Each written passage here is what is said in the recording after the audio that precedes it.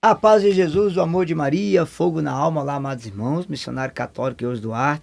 Estou aqui no estúdio do nosso irmão Magal. Inclusive, se você quiser fazer contato com ele, vou deixar o link abaixo. Ele grava CD, vídeo, DVD, para fazer mais um vídeo. Convido você a se inscrever no meu canal, espalhar esse vídeo para várias pessoas.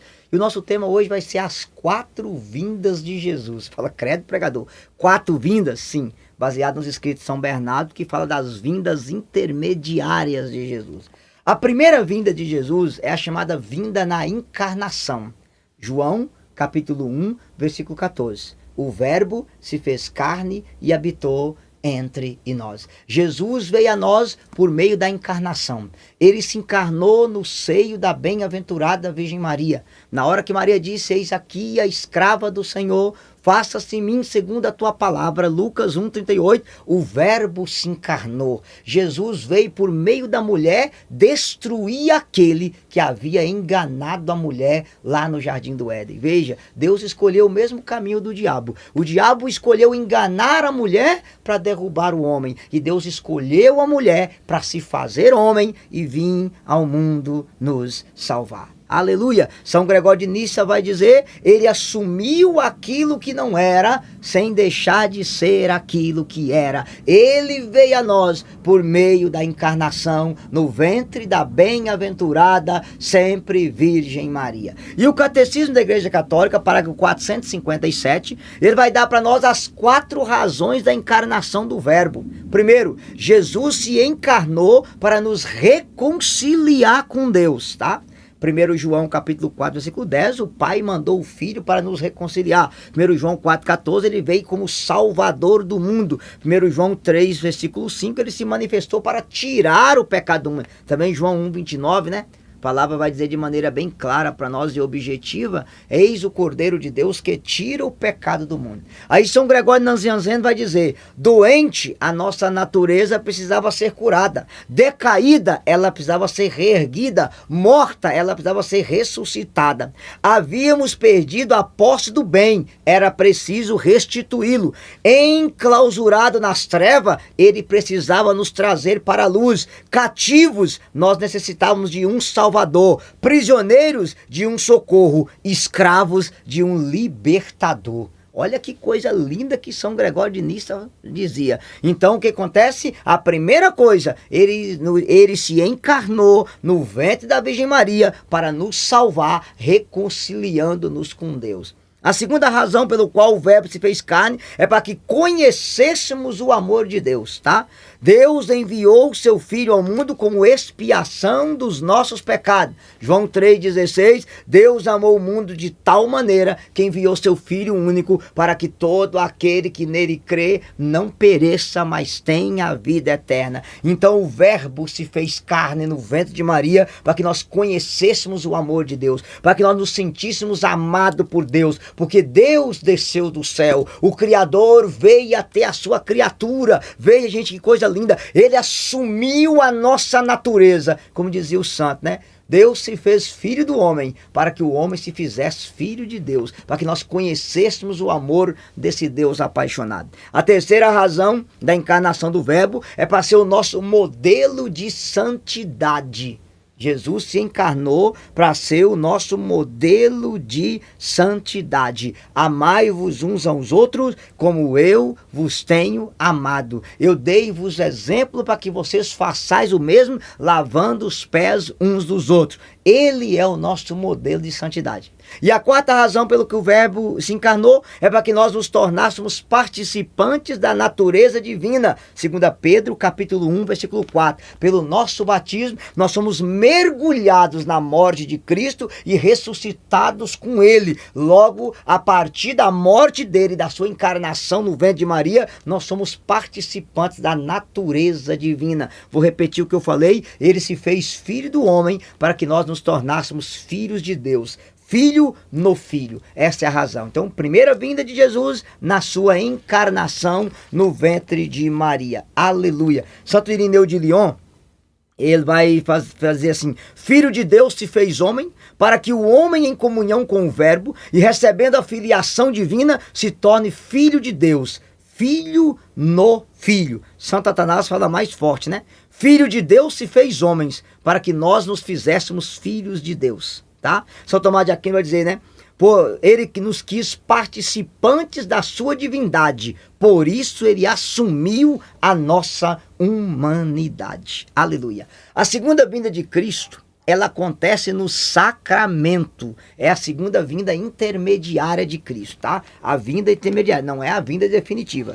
Mateus 28, 19. Jesus diz: ide, fazei com todas as nações se tornem meus discípulos, batizando-as em nome do Pai, do Filho e do Espírito Santo. Então veja, pelo sacramento do batismo morre o homem velho e nasce o homem novo. São Cesar de Alo dizia antes do batismo: eu era vaso da ira divina. Após o batismo eu sou vaso da misericórdia divina. Eu sou sepultado com Cristo e ressuscitado com Cristo. Então no meu batismo ele me faz nascer de novo. É ele que lava os meus pecados pela água do batismo. Pelo sacramento do crisma, eu sou selado por ele pelo Espírito Santo. Pelo sacramento da confissão, eu sou perdoado dos meus pecados por meio dele. Pela unção dos enfermos, eu sou fortalecido e curado por ele. Pela Eucaristia, eu sou alimentado por ele. Pela ordem, né, a sucessão apostólica, quando eu sou a pessoa ordenada padre e bispo, ele se torna sucessor dos apóstolos de Cristo. Então é ele que unge você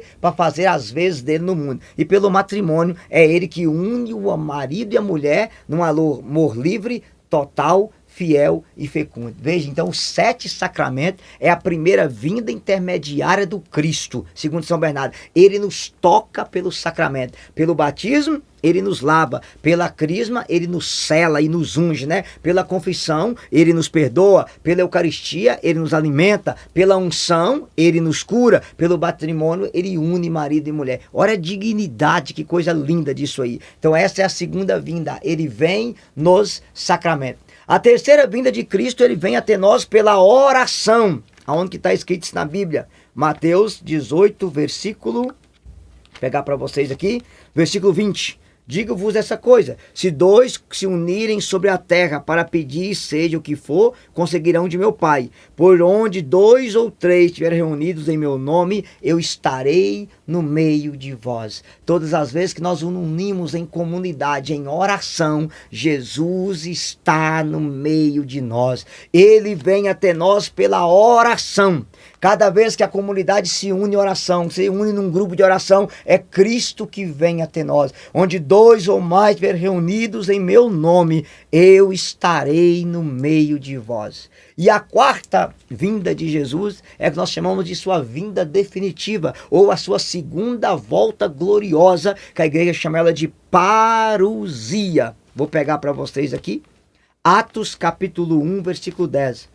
Enquanto acompanhava com os seus olhares, vendo afastar-se para o céu, eis que apareceram 2 homens que disseram a eles: homens da Judéia, por que estáis aí a olhar para o céu? Esse Jesus que acaba de vos ser arrebatado para o céu, voltará do mesmo jeito que o viste subir para o céu. A igreja crê que o Jesus que subiu, ascendeu ao céu e abriu as portas do céu, ele voltará glorioso. O nome disso é parousia, segunda vinda gloriosa de nosso Senhor e Salvador Jesus Cristo. E o catecismo, ele vai dizer assim, ó, lá no número 673, a partir da ascensão de Jesus ao céu, a sua volta na glória é iminente.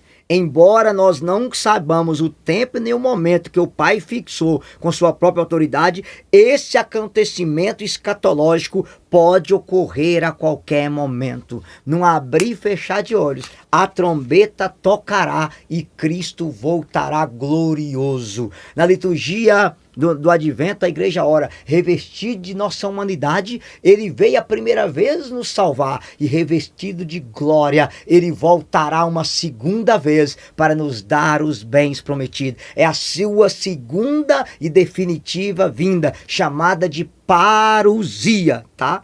O 675 diz que antes da parousia, antes do advento de Cristo, vai acontecer a perseguição derradeira da igreja, ou a manifestação do reino do anticristo. Eu não tenho como explicar para vocês, só queria lembrar para vocês que essa doutrina do arrebatamento, deixados para trás, de uma igreja que sobe para encontrar com Cristo antes da volta de Cristo, essa doutrina tem 200 anos. Ela foi uma doutrina criada por um grupo protestante, que a maioria dos protestantes nem crê nela. Isso não tem nada a ver com a doutrina católica. Em breve eu vou fazer um vídeo explicando a diferença da parousia, da fé católica, com a doutrina do arrebatamento, que não tem nada a ver com a nossa fé. Nós cremos na parousia, na segunda vinda gloriosa de Jesus. E quando Jesus voltar, o que ele vai fazer? Número 1, é bom lembrar vocês, ele vai fazer o julgamento final ou juízo universal. Segundo, vai acontecer a ressurreição. Aleluia. E terceiro, vai haver os céus novos e uma terra nova. Se vocês quiserem acompanhar isso no catecismo, está do número 1042 ao número 1050 do nosso catecismo. Então essas são as 4 vindas de Jesus. Ele veio na encarnação, no ventre de Maria. Ele vem pelo sacramento nos tocar. Ele vem pela oração nos a restaurar e abençoar. Ele voltará uma segunda vez para fazer o juízo final, para fazer a ressurreição dos mortos e instaurar os céus novos e uma terra nova. Deus abençoe você, sustenta o fogo, que a vitória é nossa. Ele morreu como cordeiro, ressuscitou como leão da tribo de Judá e, resumindo, morreu como seu advogado, mas voltará para ser seu juiz. Deus abençoe vocês, sustenta o fogo, que a vitória é nossa. Aleluia!